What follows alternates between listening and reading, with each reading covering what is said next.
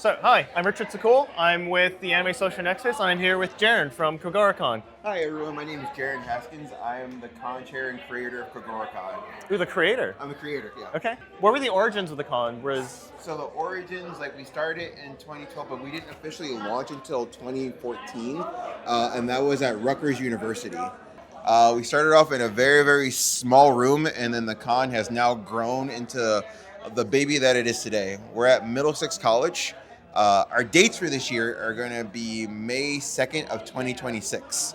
Yeah. Exciting. Yeah. The first time I got to go to Kogaracon was when I was at Middlesex College, so I've never seen the scale of the Cook campus size. Do you recall how many people were at the first ever one? The very first ever one, I think I had about 150 tops. That's pretty crazy Yeah, still. yeah. For the very first event, it was like I had to do the show in 3 weeks because my friend had the room booked, but I wasn't finalized or anything. And then they were like, we were sitting in my apartment one day, and they were like, I have the room booked, right? And I was like, oh my god! So I just made a Facebook event, sent it out to as many people as possible, and just did the show.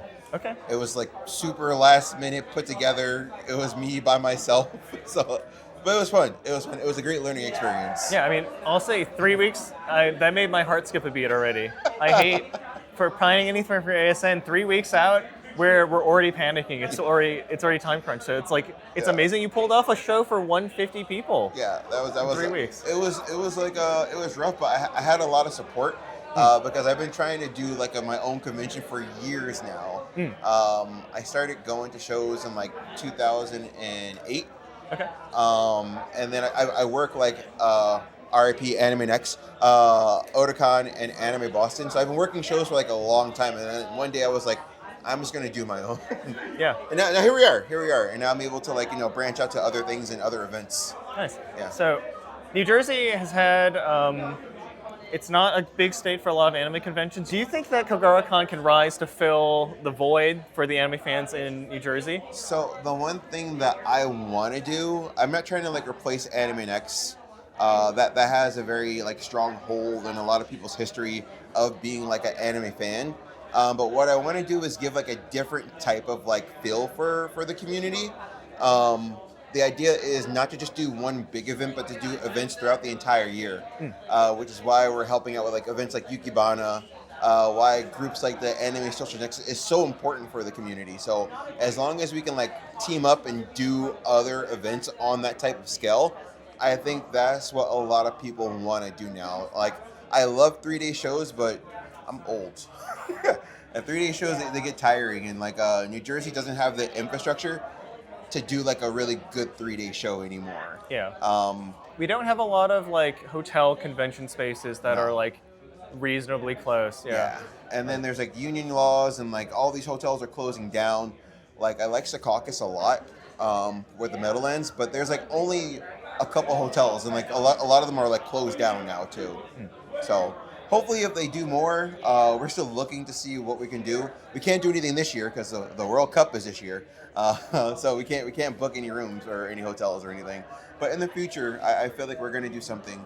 The most I will try to go to is a 2-day, and then see how the 2-day feels, and then we'll do 3-day. If the fans want it, we'll do it. Okay. Yeah. That's exciting. Yeah. Do you have a favorite convention? I do. They're going to hate me for this. My favorite convention, I would have to say, is Anime Boston. I've learned a lot from Anime Boston. In terms of the structure of how the team goes, the camaraderie, and just how everyone is kind of treated on staff. That's what I aim to do for a lot of my staff. Not saying that other shows that I work for are bad. It's just I've had the most fun, and I felt more appreciated at Anime Boston. Okay. Yeah. I think that's a fair and honest answer. Do you have a favorite anime opening or ending song? I'm partial to a lot of openings personally. I have two that are really always stuck in my head, and I play them all the time. It's Alones by Aqua Times. It was the Bleach opening when during the Espada saga. I love that opening. It's just so raw and just so good. The ending, I always forget the name of it. It's the ending of Samurai Champloo. That just feels like summer. That whole feeling, the vibe and everything. and RIP Nuju Best, but that's the whole vibe that I always feel whenever I listen to that song. The classic. When you pick a favorite opening or ending, like, is it just music for you? Does it need to be a good combination of animation, or can animation win you? It's a good combination of music, because like the music is there, but like I need the visual in order to like really remember it and stick in my head. Yeah, to give it impact. Yeah, to make it. Yeah. And those two hit well for me. Jared, is there any upcoming events that Kogaracon is hosting that you would like to shout out to? Oh yeah, so of course we have our main show, which is Kogaracon. That's going to be happening on Saturday, May 2nd, 2026 at Middlesex College. And we have a secret show that we're working on right now.